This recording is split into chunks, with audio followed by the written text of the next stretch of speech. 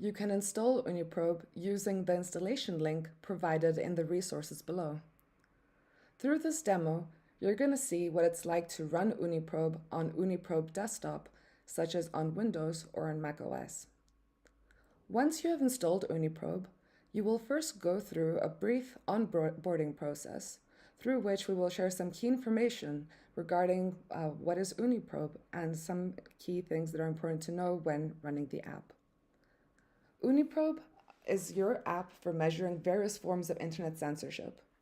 You can measure the blocking of websites and apps, and you can also run tests to measure the speed and performance of your network.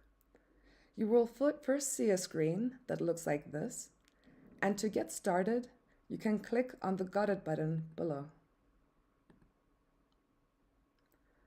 In the next screen, we provide some key information to be aware of about potential risks associated to running OONI. This information is particularly relevant if you are running OONI from a high-risk environment. Some of the key things to know is that first, if anyone is monitoring your internet activity, such as your government or your internet service provider or your employer, they will be able to see that you are running OONI just the way they will be able to see all other software that you're running on your computer.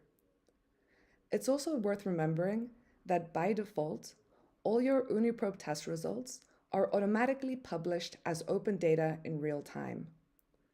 The reason why your test results are published is so that we can increase transparency of internet censorship around the world and enable researchers and human rights defenders to make use of the data as part of their investigations and advocacy efforts.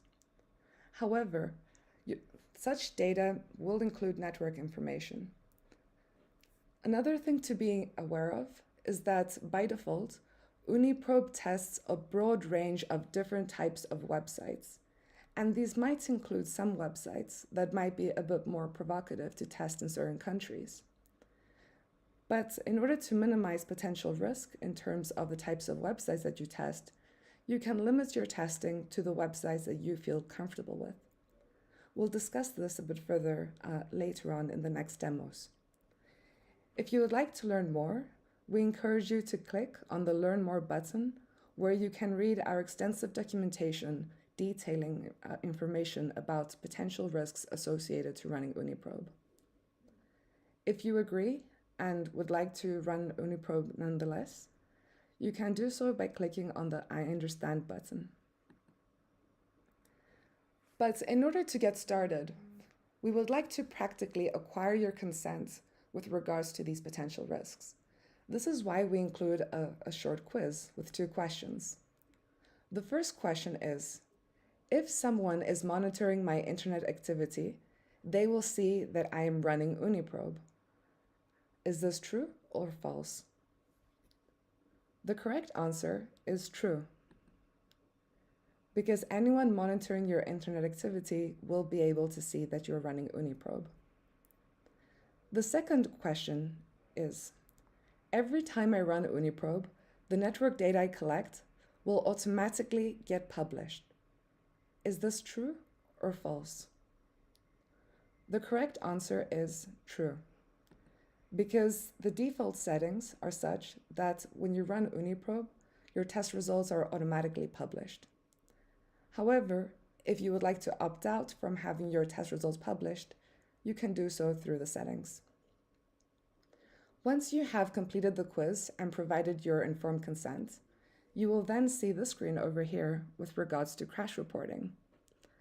Essentially, what we are asking here is that we would like to be able to collect certain crash reports in order to be able to improve the OONI apps.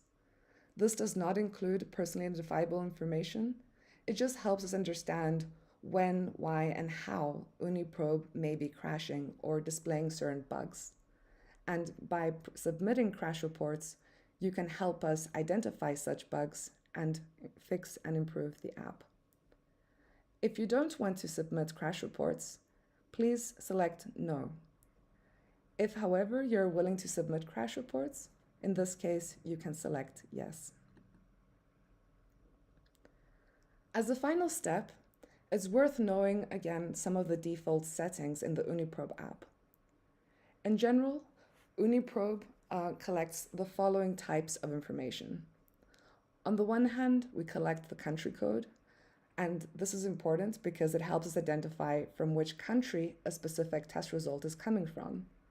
So, for example, if you're running UniProbe in Italy, the type of information we would collect would be IT, which is the country code for Italy.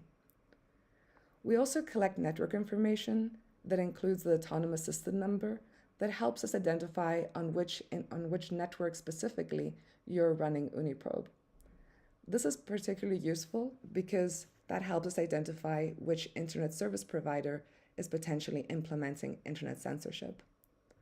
And finally, we collect the time and the date of testing because it helps us pinpoint a specific measurement to a specific date and time. That way, we can evaluate how the testing varies over time and how potential blocking events change over time. These three types of information, along with the network measurement data that is specific to each UniProbe test, are collected and published by default. Because UniProbe is run by volunteers around the world, including countries with pervasive censorship levels and in high-risk environments, we have tried to do our best in order to ensure user safety as part of the design of UniProbe. To this end, we do not actively collect IP addresses or any other potentially personally identifiable information, and we do our best in order to prevent this from happening. If you would like to learn more, we strongly encourage you to read our data policy, which is linked over here, where we describe the principles that govern our data practices and details about our data practices. So to get started with using UniProbe, please click on the Let's Go button.